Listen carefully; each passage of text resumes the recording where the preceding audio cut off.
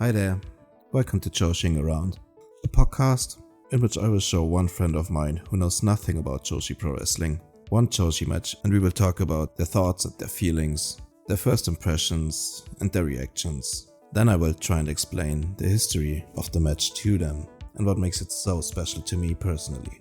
My name is Tim Hunter and welcome to the show.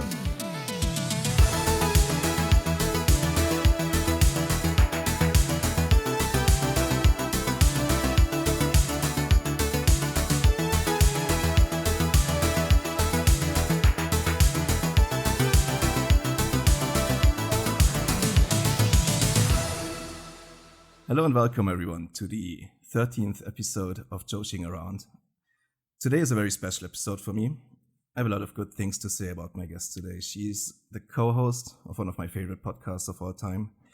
According to Spotify, actually my most listened to podcast. But maybe more importantly for this podcast, specifically, she was a pivotal force in making it happen.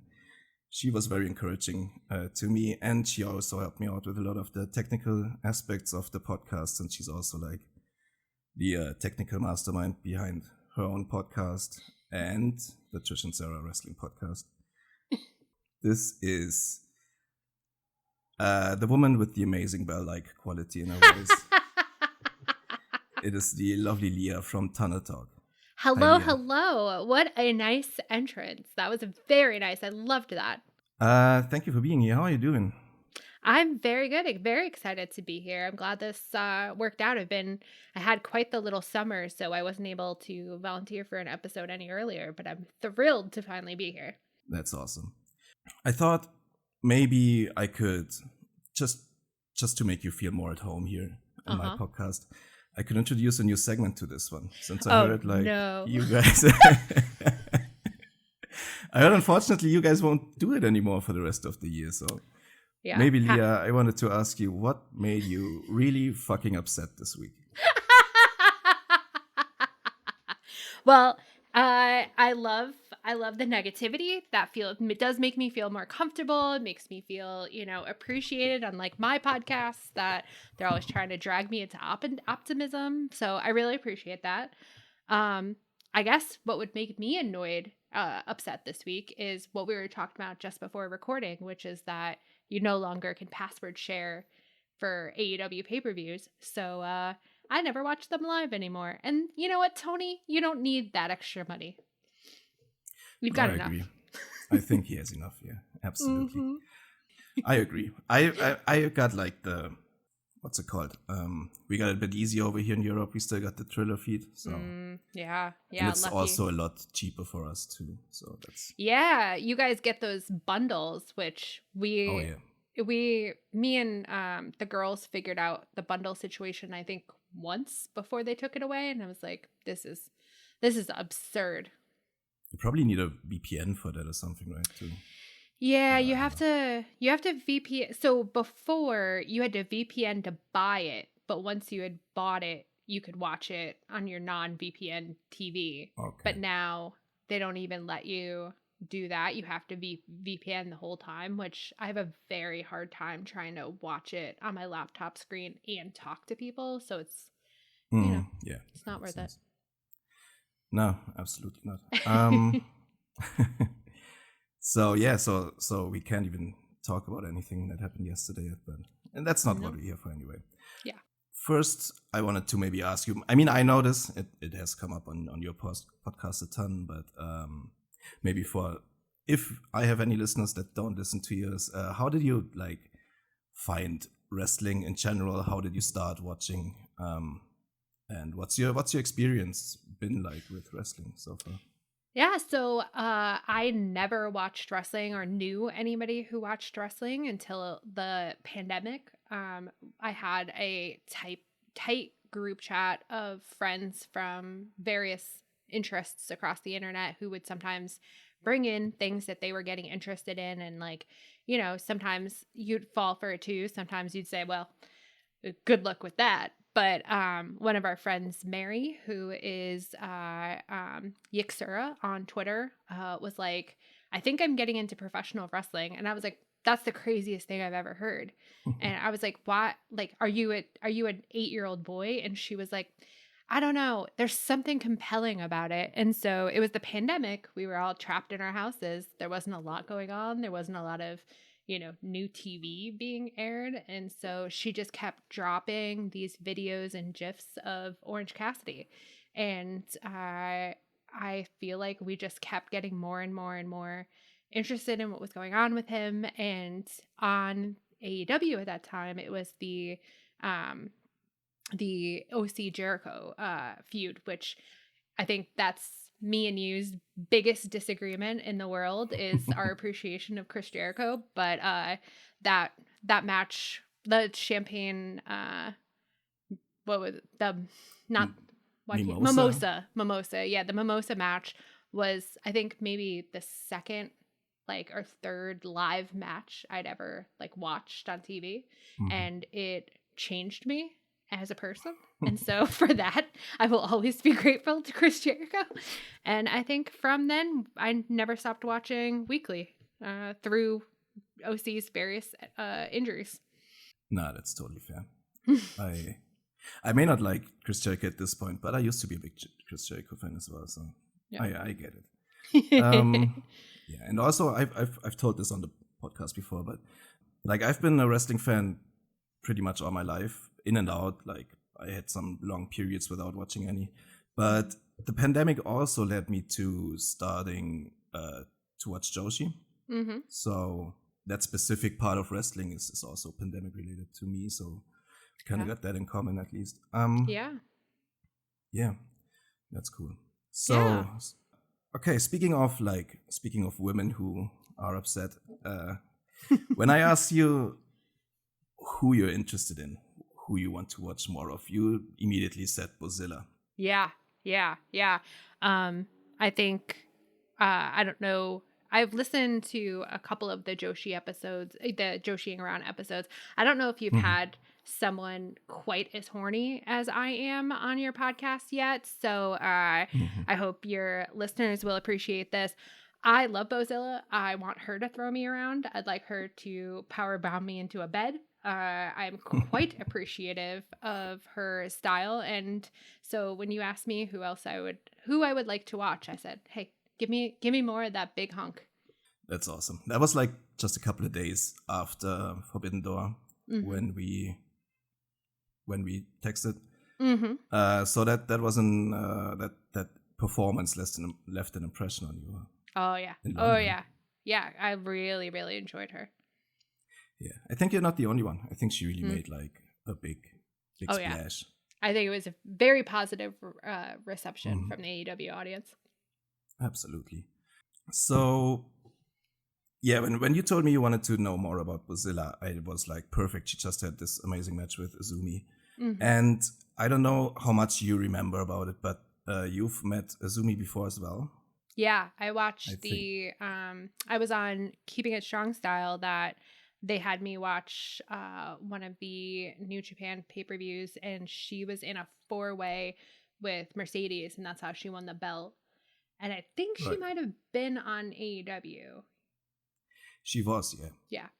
I remember that quite well, because I remember the Tunnel Talk episode actually of that AEW show with Azumi. You guys were blown away by her. That was really funny.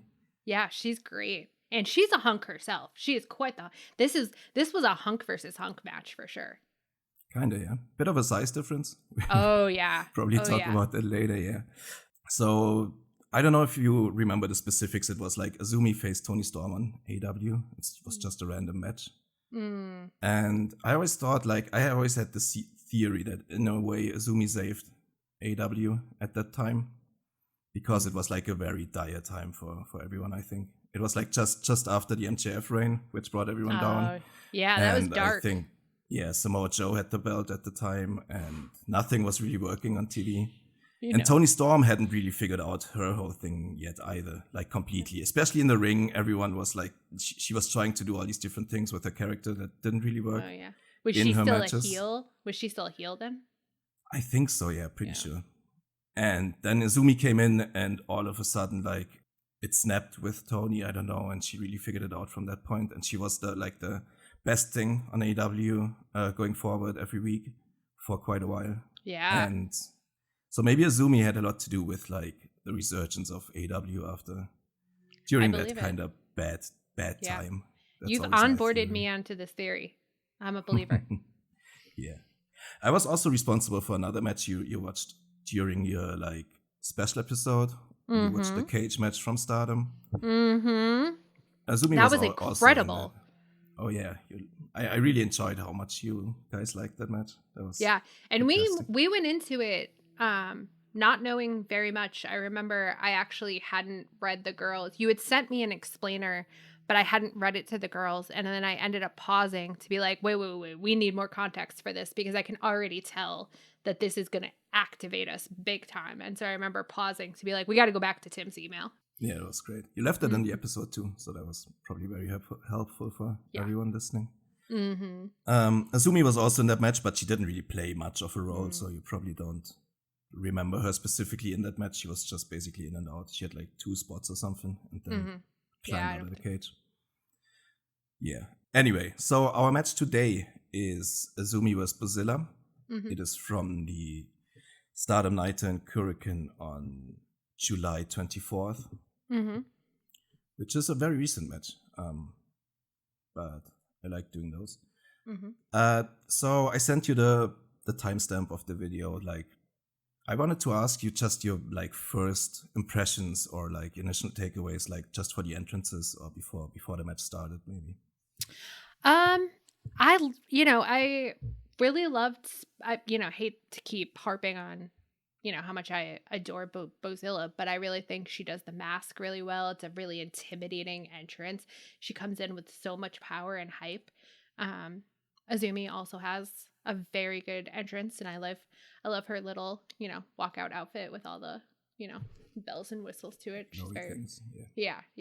She's very, very cute. I think both of them have very strong and arresting entrances, and I think very much appreciate how different the entrances are, so like it sets the tone immediately for what kind of match this is going to be. Yeah, Azumi, that's like a relatively recent, like, I don't know, gimmick or outfit, I guess she has with like the glowy things. She kind of has like an alien cat theme to it. I don't really know. Well, it's colorful, it's bright, it's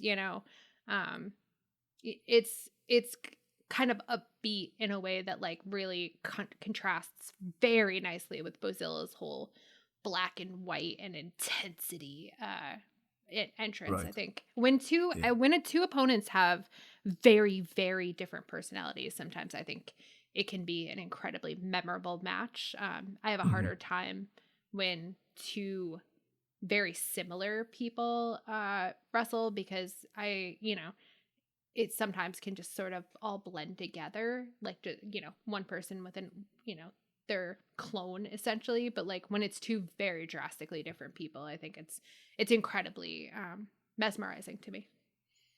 Right. That was actually something I wanted to discuss next. Is like you guys in general aren't really like the wrestling fans who watch for like moves in matches or like do a lot with can do a lot with like work rate stuff and all that talk.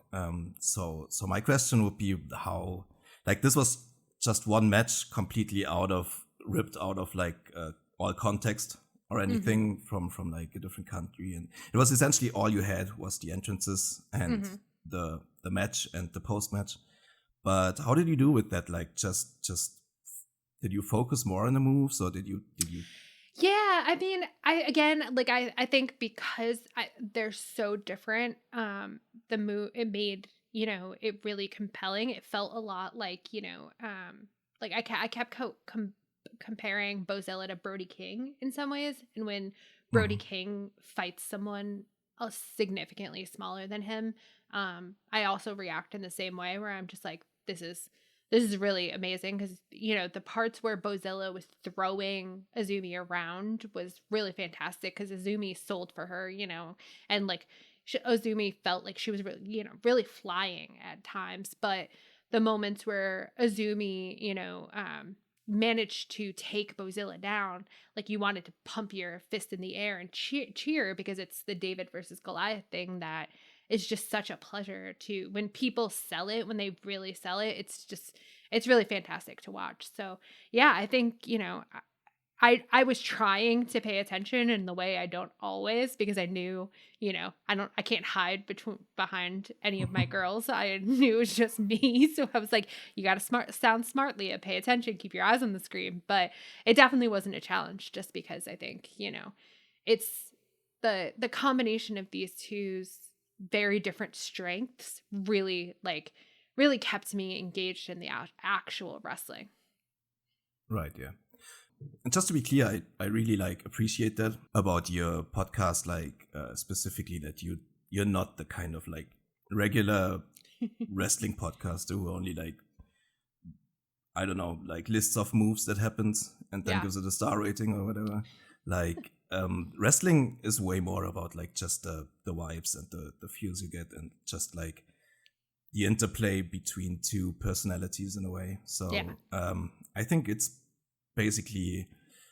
probably a lot better the way you guys watch wrestling than these over analytical. Yeah, thank you very much. I think we definitely occupy a strange little niche in the wrestling community, but I think, you know, for the people who like watch like the way we do, or, you know, appreciate the things we do, it's fun to notice some of that stuff that, you know, I feel like a lot of people who recap or like, you know, go review matches often, you know, disregard as unimportant, but actually like, you know, contribute. And if it was gone, I think that they would miss it, you know? Absolutely. And I really think that like wrestling was never supposed to be that like overanalyzed with like move per move recaps. I don't know. I think wrestling always was supposed to be there to essentially tell a story between two people. Way more than like the technical aspects, which is awesome. Like in this match as well, like the things Azumi does and Bozilla does, like just athletically is of course like a big impressive part of it. But at the end, what really matters is like the story they're telling between like you said, the classic David and Goliath style, the two clashing personalities, and yeah, I thought it works really well. I think it's also good probably that it wasn't too long of a match. It's only like a bit over 15 minutes. Yes, I definitely appreciated that, because I struggle once it goes over, you know, unless it's like, you know, a much anticipated match. I struggle with matches that are over like a half an hour. Right, yeah. Were you scared when you sent your 3-hour file? Once I realized you had time-stamped it, I was very appreciative. All right. So one thing I appreciated about the match is like it was a classic David and Goliath story, right?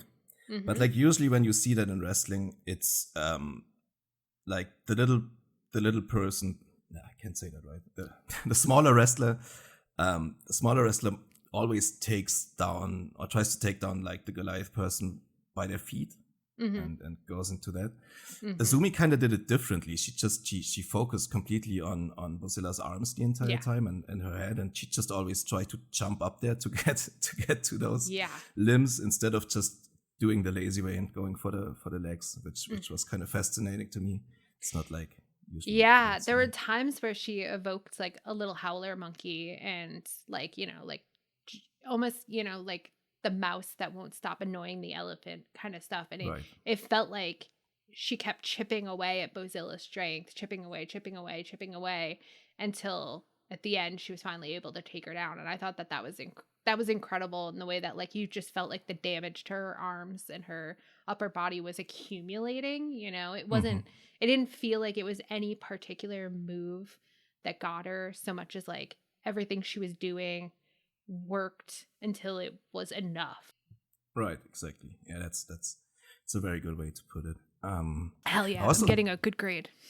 I also thought like Bozilla, this was the first time, like maybe a little backstory. I've seen Bozilla wrestle for like, I guess like 1.5 years now. She used to be in another company at first. She only joined Stardom, when was that, like 3 or 4 months ago?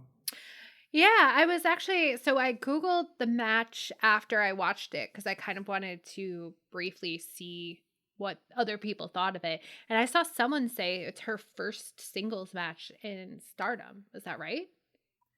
That is probably right, yeah. Wow. Let me check, yeah, looks like it.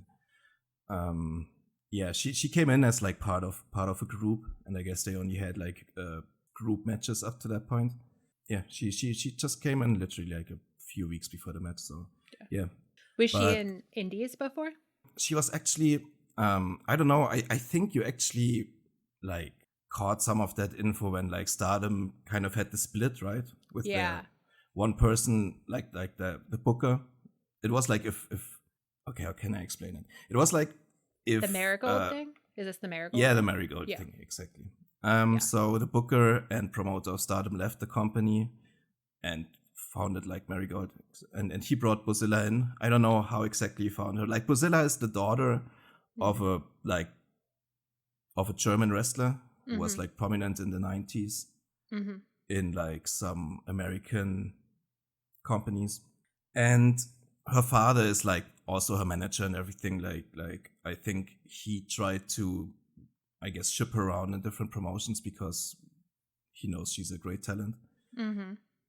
And I guess that's how Rossi got in contact with her to sign her to his new promotion. And that was her home for a while. I know that Bozilla always wants to like getting to the States is like her big goal. And I hope she does. Yeah. A bit of a problem there is maybe that apparently her father is like very, very tight with the WWE too. Oh, so bummer. I can't guarantee you that she's, if she lands in the United States, that she's gonna land in AEW, but... Oh, that would be a huge bummer. It would, they don't deserve her. They wouldn't appreciate her the way I would. That's very true. They don't, generally. But to be fair, that's only like, I think that's only a rumor I heard. Yeah. I don't know if that's ever been really confirmed or anything. Is she the first wrestler to go from Marigold to Stardom? Yeah, I think you could say that. Like, there's a wrestler called Sari. She's like a big star in like Japan's women's wrestling, like maybe the biggest right now.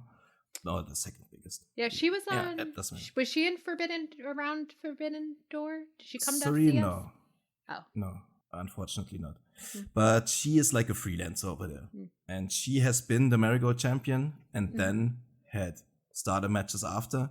But she isn't signed to Stardom, so that's the difference there. She just comes into Stardom to have matches. It's not like a thing where you have to choose one. You can work both. Essentially, yeah. That's cool. It's not that politically like it's in other ways very like dense or like very hard politically in Japan, but like between the promotions it's a lot more like cordial where you can like when you're assigned to like there's also a couple of indies that have like Stardom and Marigold talent on the same show regularly, and it never is really a big problem for either promotion to lend these people out. Like WWE would never do that. They would never lend people out to a show where an AEW wrestlers also on stuff like that. But in Japan, that's less of a problem, I guess. Yeah. What I wanted to say is like I've never really been that big of a fan of Bozilla, honestly. That is a few other reasons. I think there were a couple of moments where I watched her in like Marigold where she's quite young, right? She's 22. Azumi's 22 as well. Wow. So they're both young. Both very young, yeah.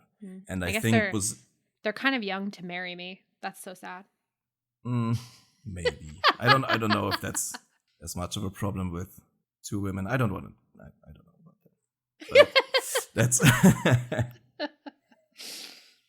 I think it's maybe a bit less creepy, but also it's not less creepy. Well, there's there's a lot of May-December relationships in the Sapphic community, but 22 is still, still kind of young. Your brain is still very much developing.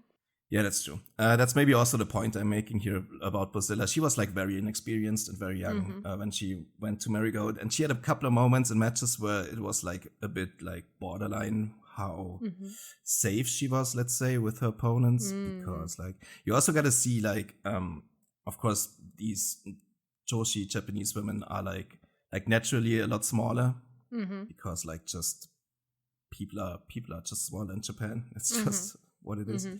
And maybe she wasn't used to it, and she didn't quite have her like strength in line, or like couldn't use her strength the way she wanted to. So there were a couple of iffy moments where I was like, she got to be more careful. Yeah, she's got to calibrate to who she's working with. Right.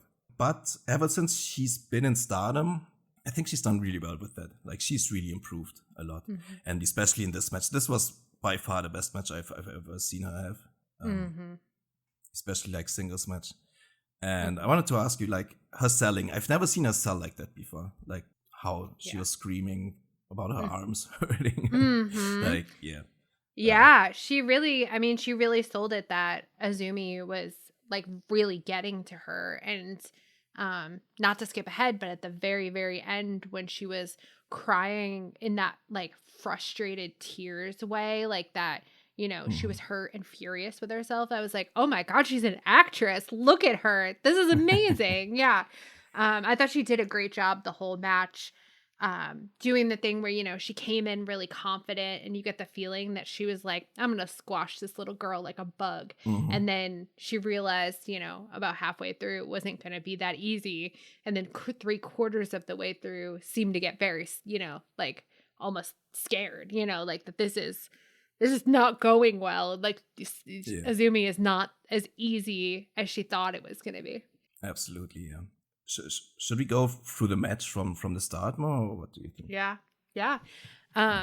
I'll tell you at the very, very beginning of the match, one of my favorite things that Stardom does that I wish AEW would do is the pat down. I'm obsessed with the ref pat down. I think it's so fun. I'm surprised that AEW doesn't do that. I know, it's so cool. Like I would love to see that because it's just so funny. But you know, it's such a treat every time I was watching it. I was like, are they going to do the pat down? Are they going to do it? And then when they did it, I was like, that's so funny. I love it. It's awesome. You gotta check for those hidden weapons. Yeah. Man. You never know. Right. And like at the start, it was pretty one-sided. Like the first couple of minutes, Bozilla was just like dominating Azumi. Yeah, there was when Azumi was doing her entrance, I really was like, wow, she's pretty thick. Like she looks strong. Like, you know, she's got muscular thighs. But then, especially at the beginning when Bozilla was just throwing her around, I was really like, they're like, Bozilla's what, 2 feet taller than her? Like she looked tiny in Bozilla's arms. Yeah, that was also like at the very start when like they confront kissing each pose. Other basically. Kissing pose, yeah. It wasn't really kissing pose, it was more like a, I don't know, belly button to mouth situation. I don't know. So yeah, officially I'm having in their profiles here like Bozilla. So Bozilla is built here at 5'11", and Azumi is at 5'0", so it's like one foot, I guess. 1 foot. Yeah. 5'11" shocks me. I mean, she really felt like she could claim 6'5". You know, she just seemed tall. But of course, you know, you never really can. I feel like it's very hard to tell wrestler sizes because sometimes you see somebody with someone and you're like, oh wow, he's very tall, and then you see him. I feel like this happens with Hangman, where I think Hangman is fairly normal sized, and then he like he'll stand next to, I'm trying to think of a good example, and you all of a sudden you'll be like, oh my God, Hangman's tall, he's tall. But then like with Kyle Fletcher, I'm like, oh, he's not that tall. It's just you know, it's I think sometimes it's wrestler sizes are very, very hard to gauge. That's true. It's also just like this cage match profiler. If you, I don't know how accurate that is, but usually they tend to make it bigger than. Yeah, smaller, I think if so if she was over 6 feet, I don't think she would claim less. So it must be fairly correct. Absolutely. So I thought the first thing that really stood out in the match was when they were like Bozilla was just throwing her around for a couple of minutes, right? But then when they were on the apron and Azumi like dropped Bozilla to the floor for the first time, That was like a very pivotal moment in the match to me. And it was really impressive. Like Azumi kind of like launched herself off the ropes to like the head of Bozilla and like did these leg scissors to the floor. She came off very smart, you know, like she came in with a game. Azumi seemed like she came in with a game plan, and like from that moment, like she was very clearly targeting Bozilla's, you know, head and arms, and she just came off like somebody who really thought through how she was going to tackle this opponent.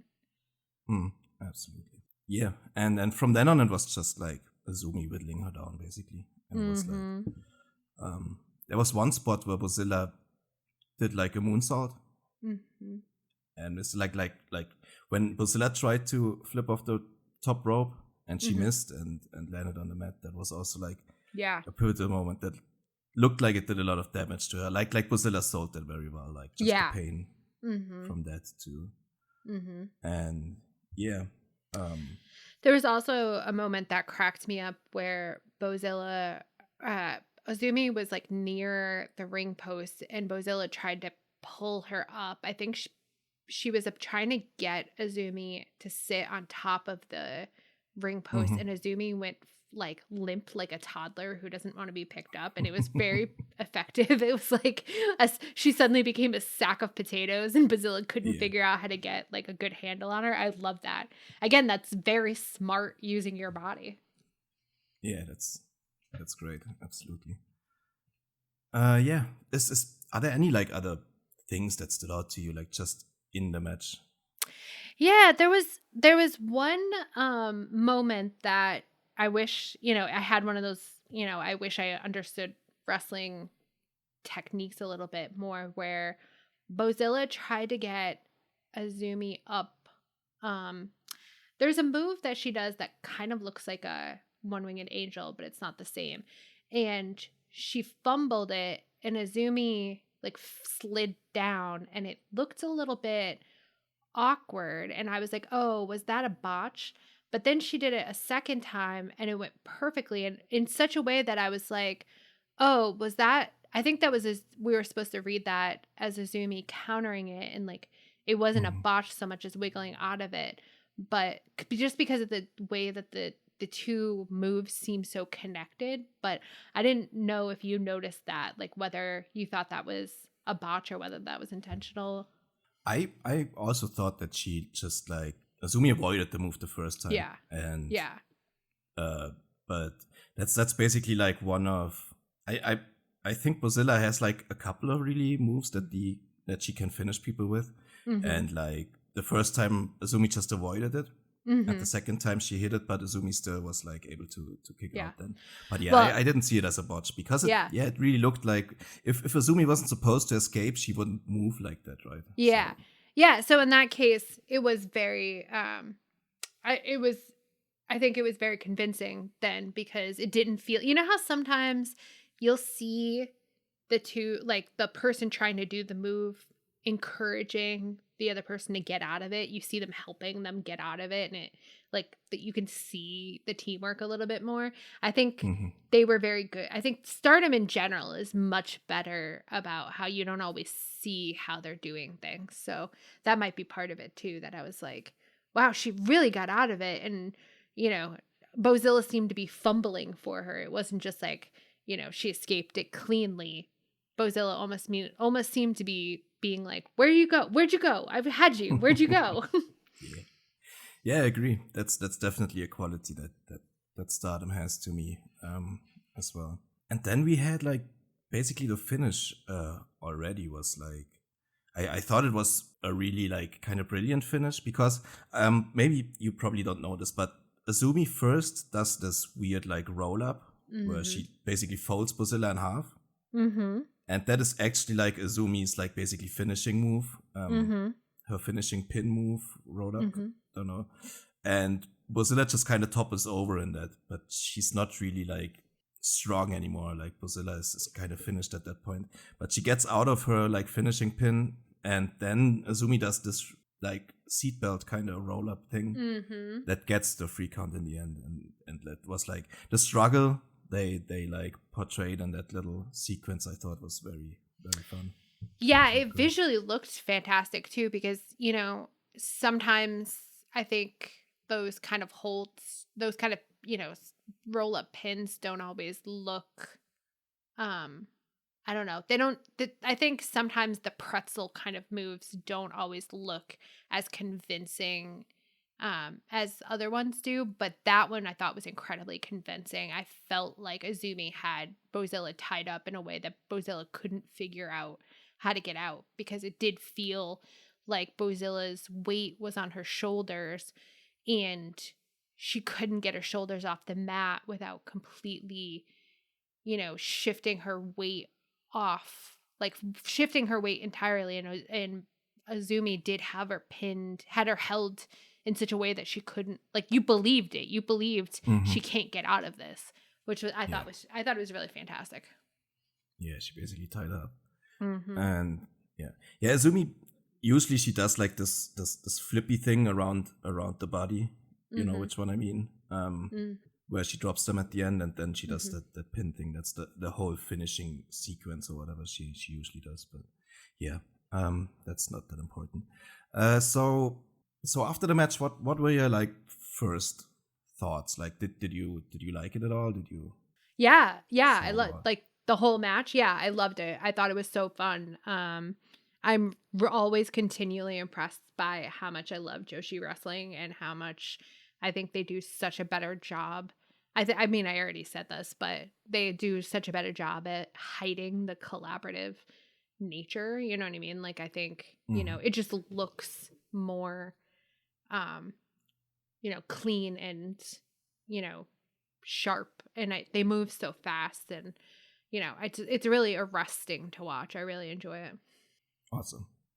Yeah, it's kind of sad sometimes that you guys can't really watch more of it. Just like time zones are different. I Time know. time time itself is an issue, of course. But Yeah, I was, you had Ariel on, and she mm-hmm. made the same kind of point as we do, because the thing about wrestling, why it has succeeded as this hobby, is that it's an appointment for me, that I Mm-hmm. know on Wednesday nights I get together with my friends at the same time, and we all are able to turn it on our TVs and watch at the same time. And so it's an incredible social activity. The Right. reason why I very rarely watch Collision is because nobody is consistently home on Saturday nights. And so I'm not as interested as in watching wrestling alone. So the fact that Stardom airs at a time that is, not that convenient, and it's kind of one of those things that you have to catch up on your own time. It's like I'm never gonna do it. But Mm-hmm.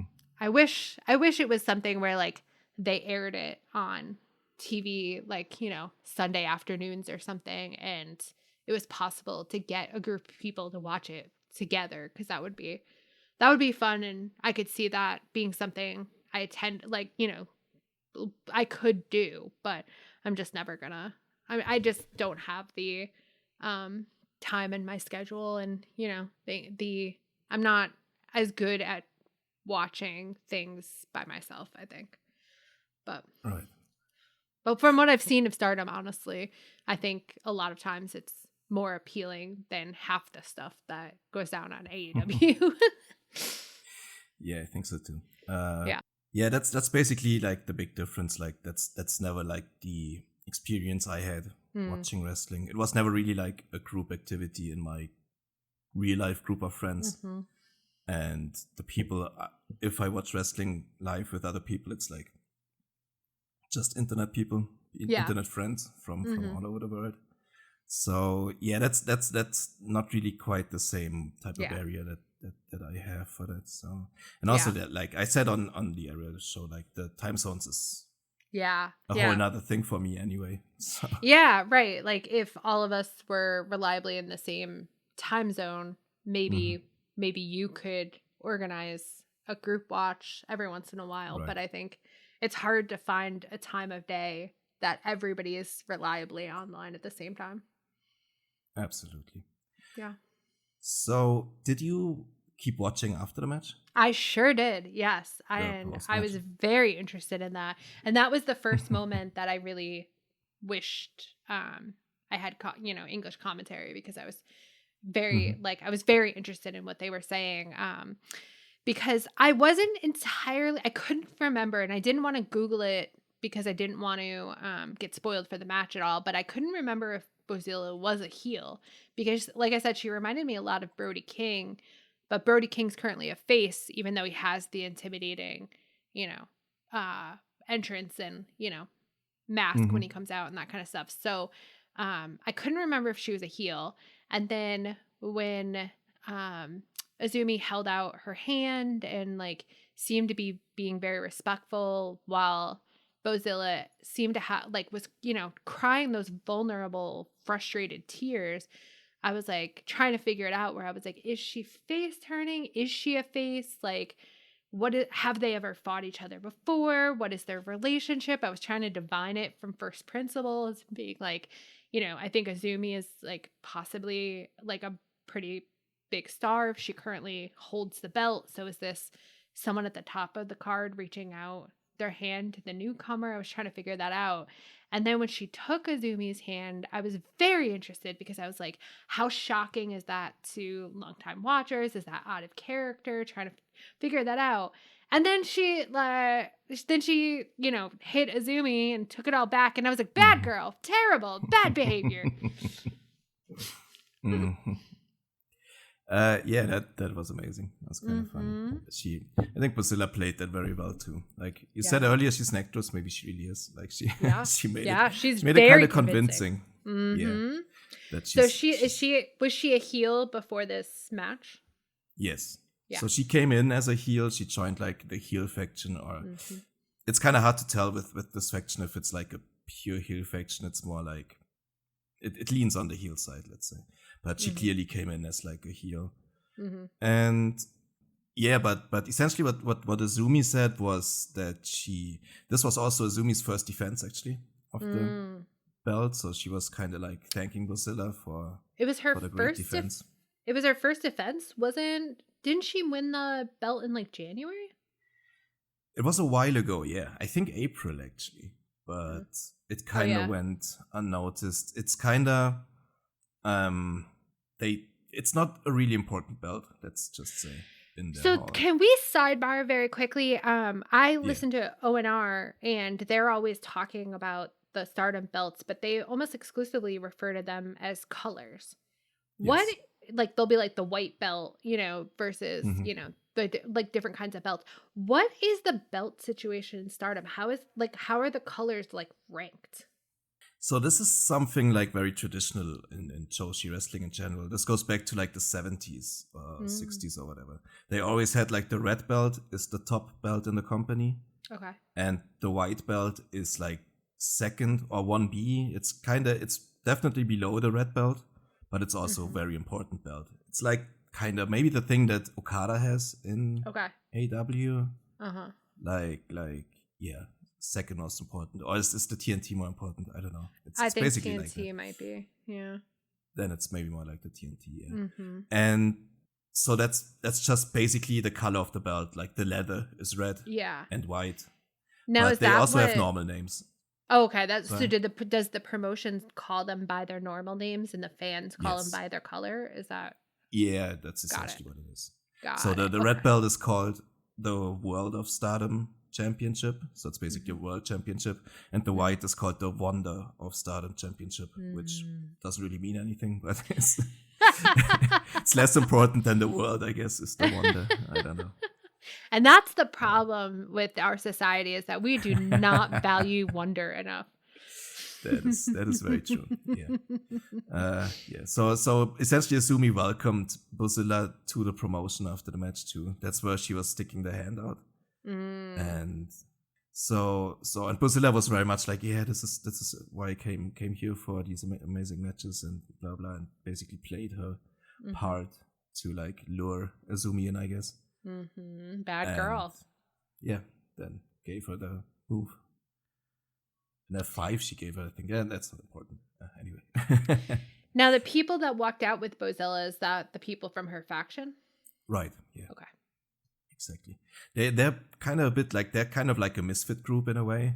They're kind of like, they have this kind of like punk rock aesthetic maybe. They got like piercings in their faces and like wild hair and like, Ooh. That's fun. the kind of clothing. But, and they are also like, they're going pretty hard in their matches. Like they like to have a lot of like weapon matches and stuff like that. So that's kind of Nice. there. Bozilla isn't really that kind of wrestler, but she's like just a giant monster they have like in their in their unit now to rely on to destroy their enemies. Anyway, That's fun. Absolutely. I don't know. You probably didn't watch the next match, right? No. I was just thinking, you when you had your last, I don't know if it was the last one. You then the last time you had a starter match on your review show on your special episode, you really fell in love with this woman called Sayaida. I don't know if you remember her. Yes. The big muscly woman. Yes. She would have been in the. Oh, was she on that show? She was in the next match. Yeah, that's why I thought maybe you kept it on. My girlfriend. No, I actually, Absolutely. so I ripped it from YouTube and then I cut it so that it was only that match. So and then I put it on TV.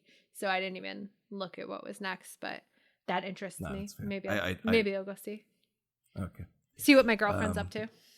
It was a fun match too, but I never like intended you to watch 2 matches or anything. I would have been to watch. Yeah.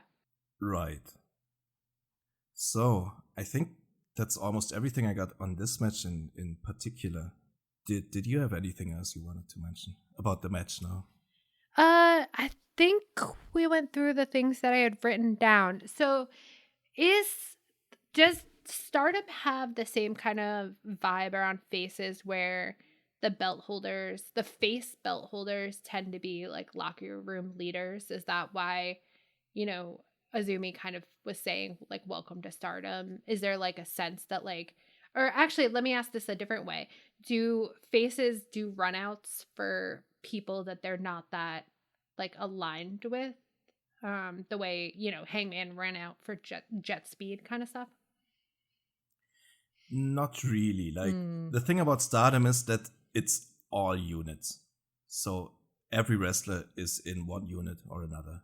So they have like 6-7 different units where everything is like being kept in. Yeah. And when there's any like run out or interference or stuff like that, it's always just like people from their units basically. Ooh. So units only really interact when they're feuding with each other. They don't have like inter unit alliances. Not really, no. It's kind of like, it's always kind of intertwined. Like every unit constantly interacts with every other unit, I guess. And like, it's not like, if like 2 people from 2 different units feud, it's not always that like these units as a whole can only feud with each other and with no other unit. That's not really the case. It's just always, it's kind of a weird thing to get into, I guess, for like US wrestling. If you're used to US wrestling, where that's not really, it's built completely different, I guess, in that sense, with the whole unit system. Yeah. Do you ever get like a multi-woman matches with multiple units in them? It happens, yeah. It's kind of rare, but they've also done like some fun matches where they like draw straws and like 2 people from 2 completely different units have to like tag up with each other when they draw the same color or something. Oh my god, I love that. Stuff like that. That's that very rules. Fun. Yeah, that rules. Yeah. And they also have like maybe like 8, like 4 tag team matches with tag teams from 4 different units that interact. And they do that a lot lately. And yeah, so it's always like they always interact with each other. As for like the locker room leader part of the question, that's a bit hard to answer, honestly. You don't really get these specific insights very much in, or you meant more like in kayfabe, right? When you said in kayfabe. Help out. That's not really a thing, no. It's more like in kayfabe, the units are like kind of, they have their specific order with like the clear leader of the unit, and then like clear hierarchy in a way. So every unit has their own leader for their own locker room, I guess. Interesting. And those are most of the time the champions as well. So now, did Bozilla reject, or doing the cheap shot against Azumi at the end? Did that kick off more interactions between them or their units, or was that just did Azumi just move on from that? They kinda just moved on, I guess. This was, I think, 3 days before the big tournament started. So there wasn't really time. Yeah, there was the C2 of Stardom basically started like right the next weekend. So they weren't in the same like block or anything, and they had a lot of other singles matches to deal with during that time. It's a bigger tournament than the C2. There are 32 wrestlers in that tournament. That's very interesting that they would have such an interaction like that, but then not put them in the same block, because you would think that would add a little drama to be like Azumi wants to get her hit back because that was bad behavior. Yeah, that's kind of true. But a lot of things in Stardom don't really work like that specifically for like it's kind of in Stardom, wrestlers just constantly interact with each other, and they're just constantly building their history with other wrestlers.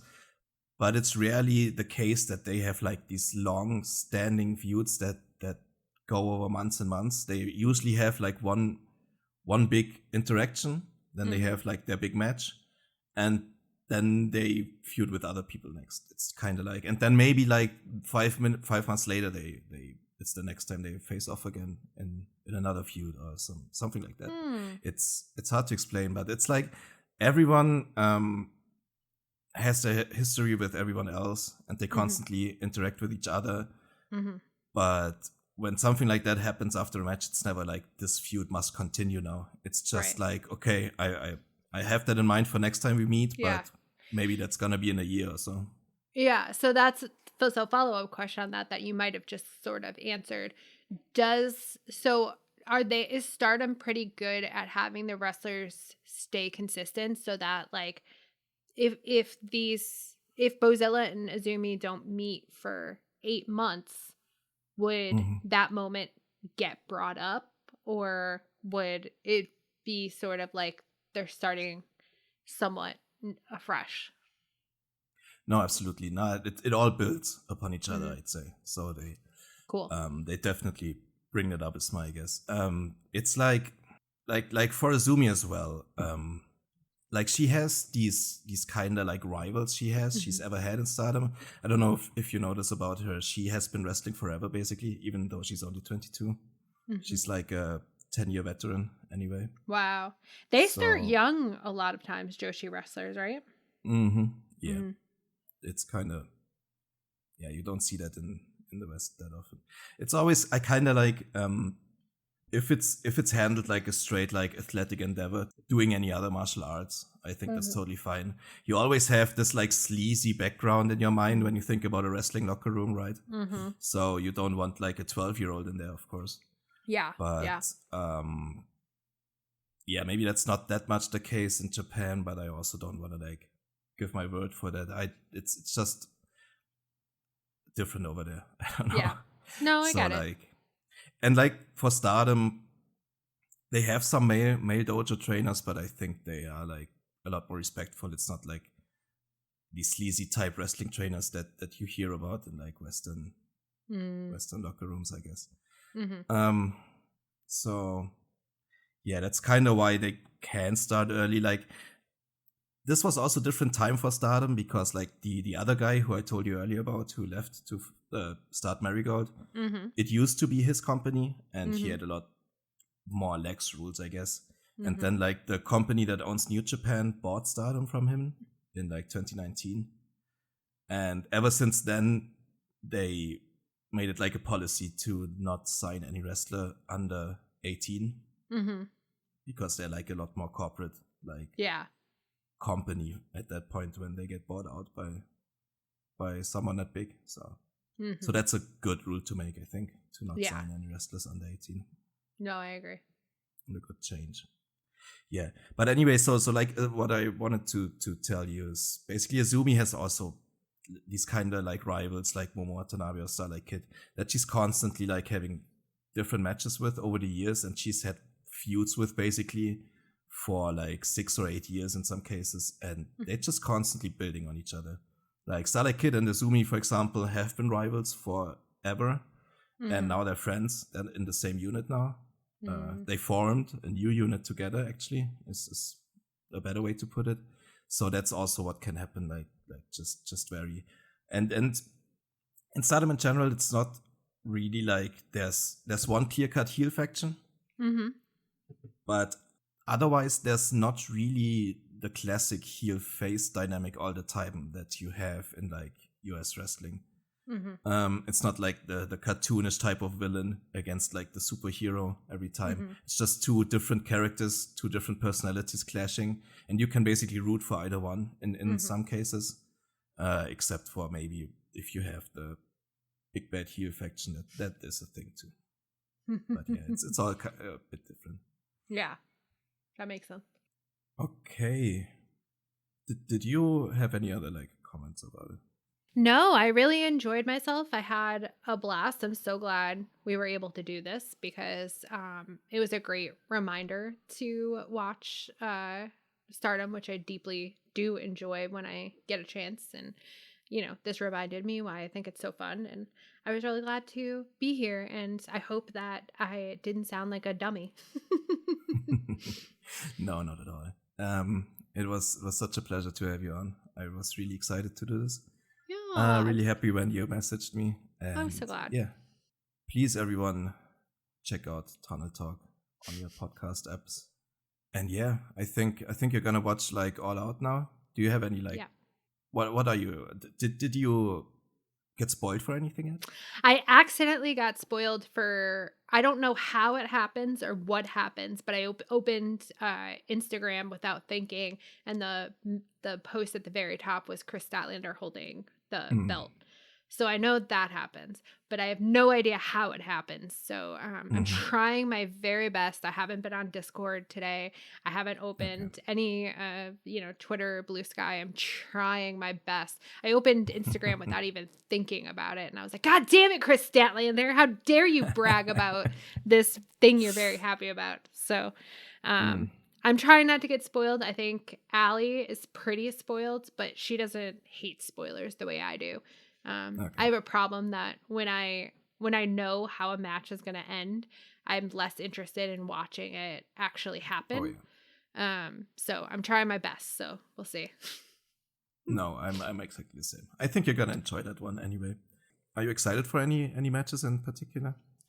Yeah, I mean, Hangman always gives a good match, so I'm excited to see what he does with Kyle, and the Bucks are always spectacular, and I really like. I think I'm the only one of my friends that is really into Brody King, so I think that's going to be very, very fun. The ladder match, and of course, anything the Young Bucks do, I'll watch. But I'm very now.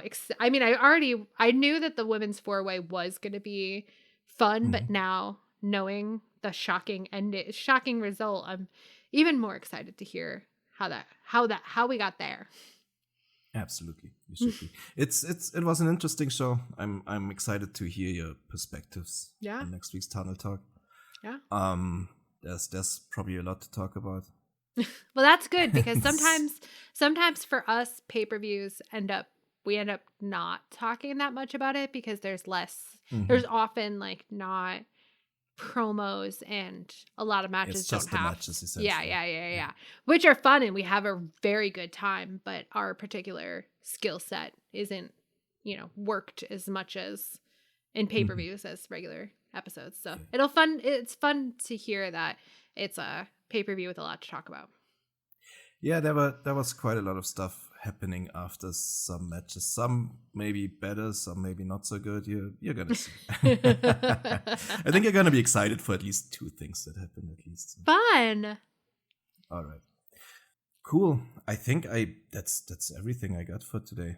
Excellent. Thank you so much for having me on. This is so fun. And I'm so glad that you're doing this podcast because I think it's really, really, it's a really fun way for people to get into Joshi wrestling. So I'm really glad you're doing it. And it's been a blast so far. Thank you so much. All right. Have a good evening. You too. Bye, I guess.